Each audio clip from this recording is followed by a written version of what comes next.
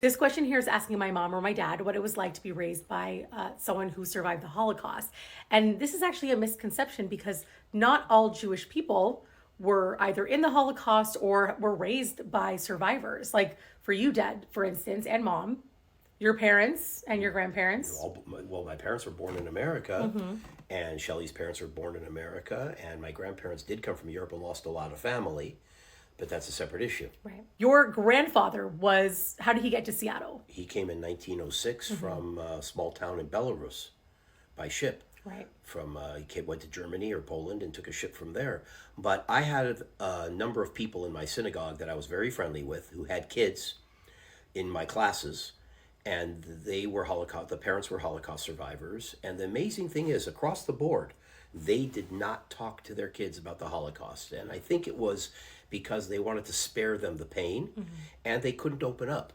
And yet they would open up to my family. I remember having lunch with their families, and one of them talked for 3 hours all about their experiences in Birkenau and working in factories in Buna for the Germans, and their kids knew nothing. Wow. And the thing that they said when I asked them, I said, how come you haven't told your kids?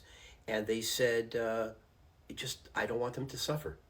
So it was the love for the kids, although in retrospect, maybe it would have been better. We were opened up to the history of it starting in third grade when we were shown a film called Let My People Go that was shot by the Germans during the liquidation of the Warsaw Ghetto. And some parents were actually horrified that we were opened up to that, although the majority of the parents were in support of it. So I think that it's actually very important, especially today, if there's still people around in their 90s and right around 100 years old who were around during the Holocaust, but the population's dwindling very rapidly. Tell your story.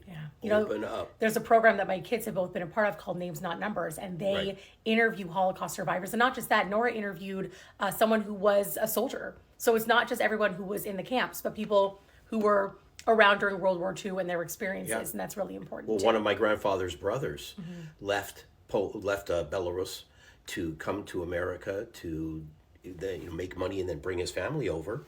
And then World War II started, and he lost his entire family. And there's a guy who came to Seattle after the war who was in the partisans in that area, who actually told my grandfather's brother, my uncle Boris, that he actually saw them shot. Where they lined up these villagers and shot them. He was across the river watching, and he watched the man's wife and kids being killed. So Wow. It's like there's so much trauma there, but it's so important to talk about it too. absolutely. Yeah.